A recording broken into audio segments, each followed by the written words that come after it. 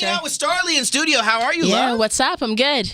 I guess let's kind of rewind a little bit. The first time in New York City doing the whole diving in music and hearing your song on the radio thing. Yeah. How amazing has this journey been for you? It's been super exciting, overwhelming, and yeah, but really special for me. Like, I just never imagined that this could actually happen to somebody like me. So now, why do you insane. say that? I mean, there's been several people who have thought that or have said that to me also, and I always wonder, like, what you've poured your heart and your soul into this craft. And for sure. You're getting your due justice. Yeah, and totally, and that's what it's about. That's why I love encouraging other people. But I've been pushing myself for years to do this, and had so many knockbacks and so many disappointments, and like just almost pretty much at the point where I wanted to give up and leave it all together. And I just, and then for it to flip like this and for my life to be like this is insane. So now, for you I'm to be really telling grateful. Your stories and for you to be, putting forth all that effort and finally seeing those fruits of your labor. Gosh, man, what are some of those messages that you tell to artists who are looking at your path and thinking like, man, do I have the courage, the strength to do that also? What are some of those little bits of advice that you would give? I say the super huge thing is it's hard work over talent. Yeah. And even you don't need anybody's permission to do this. It's not about a record company or about having a smart manager or like any of these people around you. You need to stick to a routine every single day and follow that thing like it's your job. Yeah. And so if you have a job that you have to go to make money, you come home and you like put your hours aside and say, this is what I'm going to do from this amount to this amount, and do it every single day. Dedicate yourself to your craft. And it's like there's no way that you're not going to get there. You just have to put the time in. It's all about when it's your right time and when the universe says this is your time to go. For sure. Be ready. You can't you can put forth the work and the effort to get there, but you cannot predict when it's going to happen. So moment that you stop, tomorrow could have been that day. Yeah. Or next Thursday could have been that day. For sure. For you to push through it and to see not only the original Call on Me, but this right back, this remix really be this song that just, it feels so right now. Yeah. How big is that smile when you do hear the song on the radio? I heard it for the first time on American radio. Okay. The other day with my manager in the car. We went to get some food and we just suddenly on the radio we heard it. And it's insane. Like for me to come all the way from Sydney to then hear my song out here, and for people at radio to be saying, oh my God, I love your record. Yeah. That's insane to me. We were outside of the Staples Center for this Grammys radio thing, and there was a couple fan people outside waiting for all their favorite artists, and they were like, Starley, we love you. And I'm like, oh my God, this is weird. Yeah. This is strange. Are you talking to me? Oh my God. Okay, cool. That's insane. I mean, it's so deserving. I mean, to say it's been a long journey. Yeah. I mean, it's Sydney, and then are you London. Currently now living in London, or is there an address and is there an ID that there's not really an address where I'm at right now, but I'm based in LA for a while. Yeah. So to be to cross the globe, doing what you love to do. Yeah. There were some other paths that you were maybe gonna take. I mean, I took some notes. Yeah. Did some research. Yeah, did some research. You were selling blinds at one point in time? Vertical or horizontal vertical blinds? And both. Horizontal, we're doing timber Venetians, and we're doing vertical drapes. A whole bunch of stuff.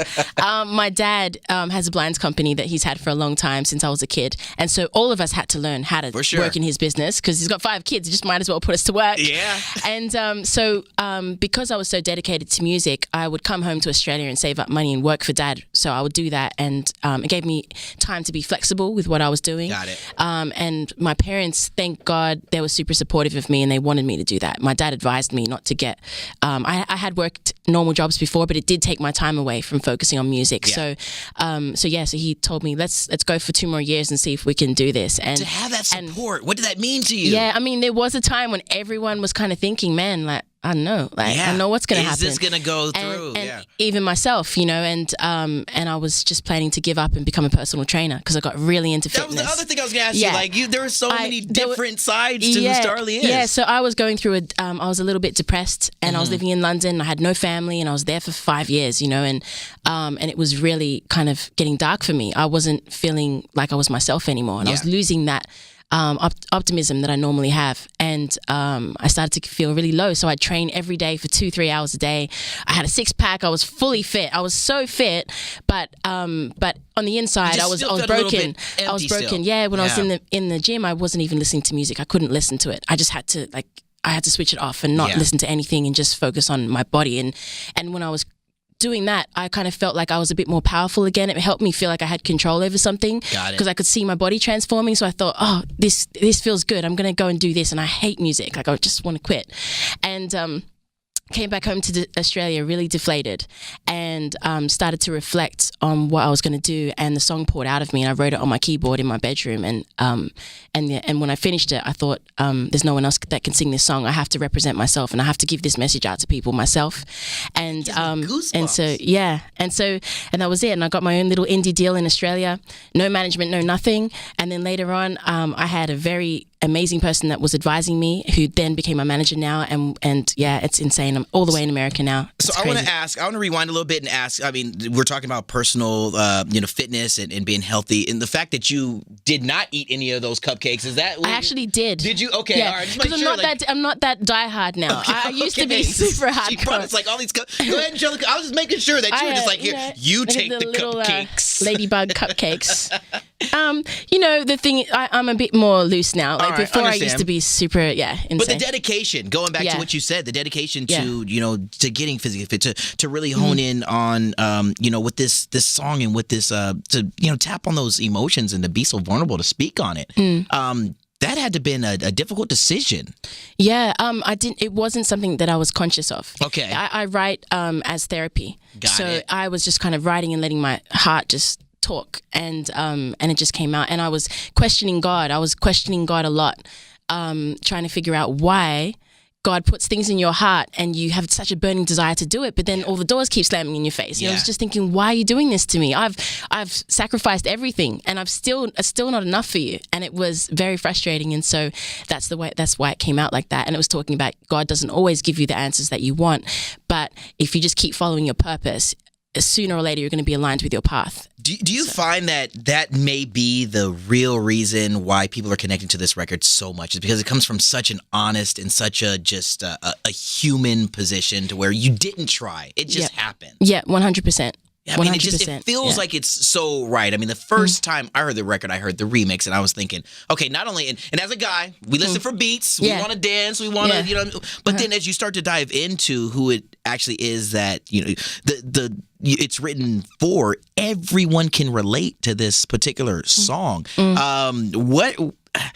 Gosh, I don't know how to ask, but I mean, what is the future songwriting process for you? Does it become something that you have to sit down and consciously think about, or you just continue to just write what's on your heart and just let it be what it is? I think it's just tapping into the same thing as just you switch off the world. For sure. And that's why I need to just have complete peace and just switch off and just do what I've done naturally for many years, is just write therapeutically. And where do you go to write? Do you have like a room? Do you have a notepad? Do you do it on your computer? Do you just anywhere I am? It doesn't matter. But my parents' house is a special thing that's there, because it's that I remember every time I'm there, I remember all those years that I've been doing that, and that nobody was hearing my records.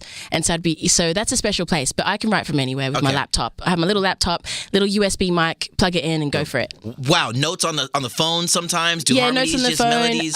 Notes on the phone for sure, but because sometimes I need to do layers and stuff and I want to hear the feeling, I'll do it on my laptop with my little piano and everything. That's so amazing. Yeah.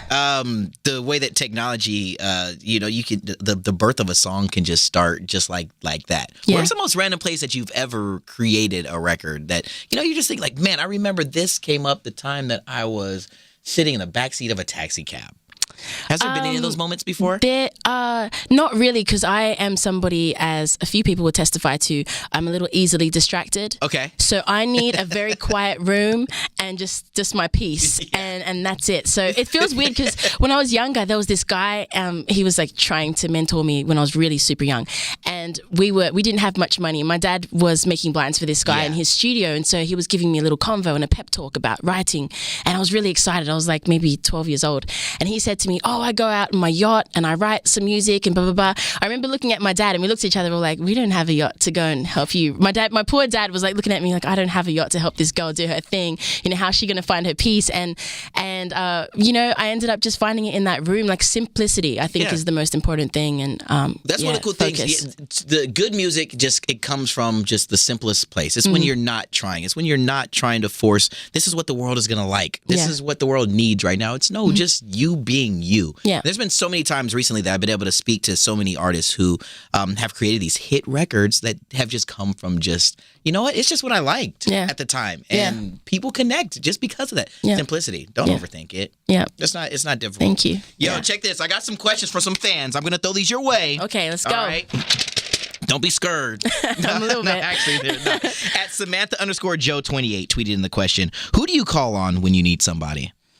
My dad. Yeah. My dad. He's my rock. He's there all the time. Yeah, always there for me. It's good to make sure that, or to know that family is there. Yeah. Almost too much. It gives me, I'll ask a question and then I can't get him off the phone, but definitely my dad. Do you have to, in a follow-up from me for this, do you have to strategize when you call, being that it's tomorrow when you dial? Yes, very true. but thankfully, I don't know if I'm allowed to say the iPhone. Yeah, I don't know. Sure. But on my iPhone, there's all different cities and I'll look up Sydney and I could see. It's there, so I know, straight away. Good. All right. Don't want to try to wake you up at 3 a.m. Hell no. All right. This comes from at CoodX3 on Twitter. Who would you like to collab with? Ed Sheeran. Wow, dude. How do you feel about his? Well, I guess he's only put out 2 songs now, but being away for a year and coming back with these 2 tracks off of Divide. Yeah. What is it about Ed? Because he's a personal fave of myself. I traveled all the way to London to see him at Wembley last year, or 2 years ago, I guess now it is. Yeah. Blown away. Yeah. I think just he's a really natural person and really, really cool, kind, lovable guy. Yeah. And then he's so freaking talented. So the fact that he's so humble and just he's himself and gets on the stage, he can take over the whole stage just by himself. It was I almost cried. I'm not gonna, I'm spilling my guts to you right now, Starley. You're really going there. I almost teared up. I'm at Wembley watching something close to, 90,000 people enamored by this one guy on stage with a guitar and a loop pedal. And you're like, how? He's just got that thing, hasn't he? Got that thing. All right. If that collaboration happens, if you need somebody to help distribute the record or something like that, I only charge 2%. All right, let's go. This comes from Mitchell off of Instagram. Actually sent in the question. You can only eat one meal for the rest of your life. What is it? This is going to sound really boring. No. All right. Tofu, cashew nut, vegetable stir fry. Yeah, that sounded really boring. Yeah. Super boring. But, this sucks. I'm going to get even more boring and say that it gives you all your nutrients that you need. And so I definitely could I'm very practical. I'm a Libra. I'm realistically thinking. I could say cakes, but I know I can't live off that. Yeah. So this it provides everything that you need to be okay for the rest of the life. Exactly. All right. Keeping it 100. All right. That's from AnnieShep19 off of Twitter. What's your most used emoji? That face with the tongue out and the eyes At what point is that ever a bad emoji to use? It's always good. It goes with everything. I'm digging it. Lastly, I just want to know, for fans who are becoming new fans of yours, who are really starting to connect with your music, what do you hope that they take away most from who, from not only the songs, but just from you, who Starley is? Yeah. I would say, I'm a normal person. Yeah. I'm a very normal person. The other day, someone asked me, who's your celebrity crush? And I was like, not really anybody. I like normal people, actually. Yeah. And I like people that I've actually spoken to, that I connect with. Super down to earth. And, I'm Aussie. We don't mess about. No, you know what? You really don't. Yeah. This is just such the chillest conversation. I don't even want it to end. This is really super cool. I just got to say, on behalf of our team here at Z100, and for us to be able to play this record and to really know that it just feels right every time I get to press the button. Thank you so much. Thank you. It's been one that I was championing, and I'm not trying to blow smoke or anything. I'm trying to be.